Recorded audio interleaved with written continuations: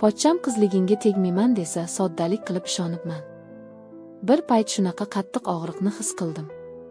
Ko'zlarimni oldi qorong'ulashib ketdi.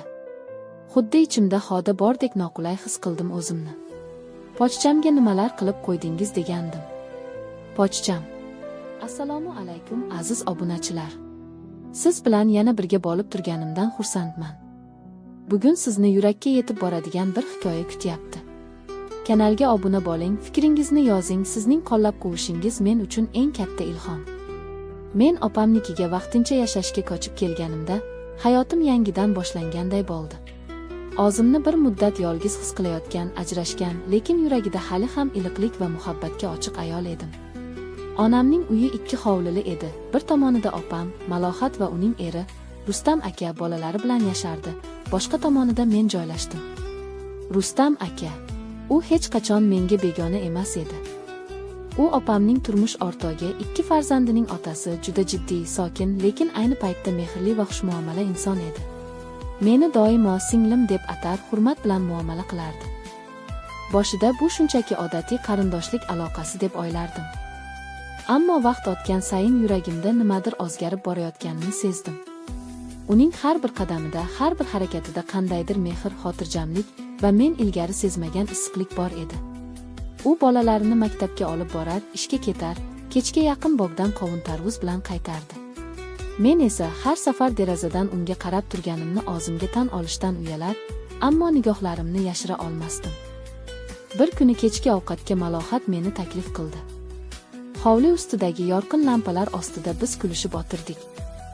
Rustam aka ko'p gapirmasdi, lekin har safar nimadir deganda, nigohi tog'ridan tog'ri ko'zlarimga qadalardi. O'sha nigohlar meni oylantirar, yuragimni chulgab olardi. Vaqt o'tdi. Malohat bir haftaga Toshkentga xizmat safariga ketdi. Onam esa qarindoshnikiga ketgan edi. Uyda men, bolalar va Rustam aka qoldik.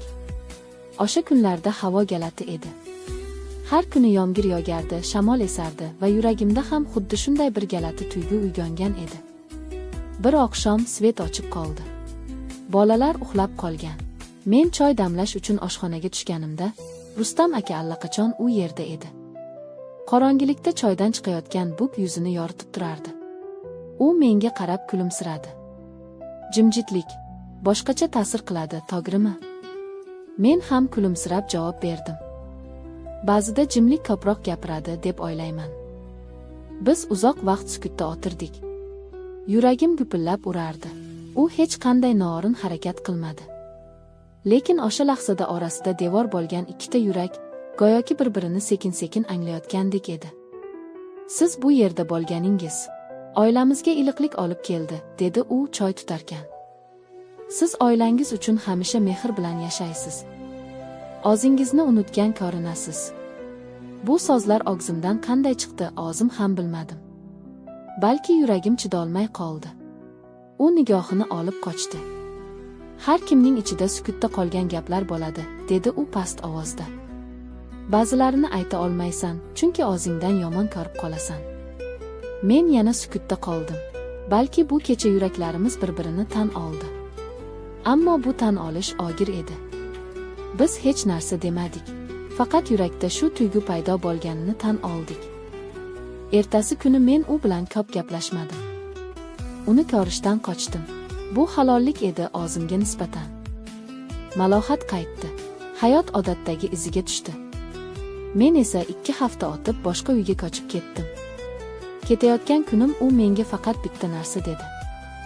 Ba'zida eng katta muhabbat aytilmagan, sodir bo'lmagan muhabbat bo'ladi. Men hech narsa demadim. Unga qaradim, lekin ko'zlarim yoshga to'la edi. Yuragimda esa shu so'z yondi. Seni ko'nglim tan oldi, ammo hayot rad etdi.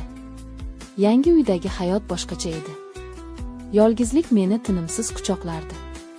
Hamma narsa bor edi, shinam xona, ozoda xona gullari, hatto derazadan tushadigan quyosh ham.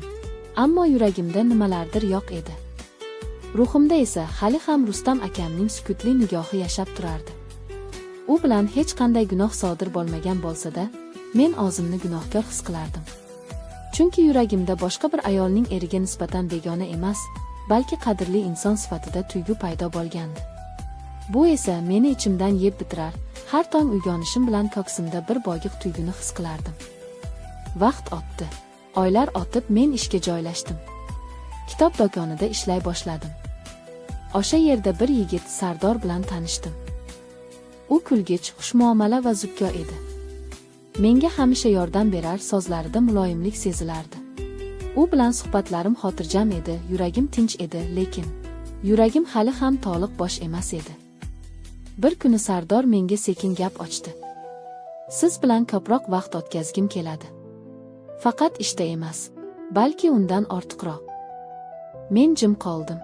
So'zsiz qalbimda Rustam aka bor edi. Ammo bu tuyg'u aytilmagan, tan olinmagan va amalga oshmagan edi. Men hayotda bor bo'lmagan hisni ushlab, borligimni qurbon qilayotganimni angladim. Oradan bir oy o'tib Sardor menga sovchi yubordi. Onam mamnun edi. Men 2 kecha yig'ladim. Qarangki, men hali ham yuragimda bir odamga joy ajratganman. U esa menga bir kun ham men seni sevaman demagan.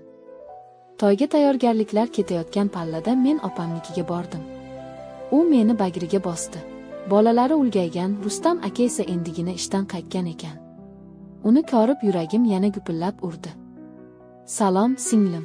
Qayerda yuribsan?" dedi u yuzida iliq tabassum bilan. "Ish, to'yga tayyorgarlik, hayot." U bir zum jim qoldi, keyin sekin: "Sizni ko'rganimga xursandman. Balki bu bizning oxirgi ko'rishimizdir." Bu so'z yuragimni teshib o'tgandek bo'ldi. Men u tomonga qaray olmadim. Yuragimda bir nido chiqdi. "Ne sabab sen mening emasligingni taqdir erta hal qildi." O'sha oqshom ketdim. Yuragim yomon ezildi. To'y kuni kelganda men uzoq o'yladim. Sardor yaxshi yigit, lekin Rustam qalbimda muhrlangan odam edi. To'y o'tdi.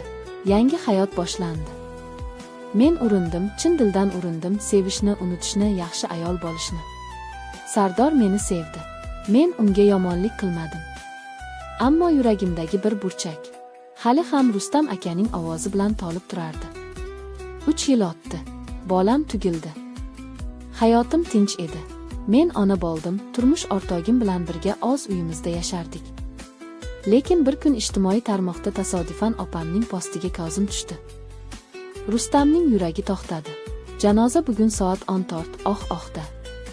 Ushbu jumlalarni ko'rib, yuragimdan nimalardir uzilib tushdi. Nafasim qisildi. Yig'lashga ham majolim yo'q edi. Ichimdan faqat bitta narsa o'tardi. U meni sevardimi? Men unga kim edim? Nega aytmadik? Janozaga borolmadim. Yuragim ko'tara olmadi. Lekin kechqurun bolamni quchoqlab o'tirarkanman, ko'zlarimdan yosh sizib chiqdi. Balki u ham shu damda osmonda menga qarab turgandir. Sukutda yana o'sha nigohi bilan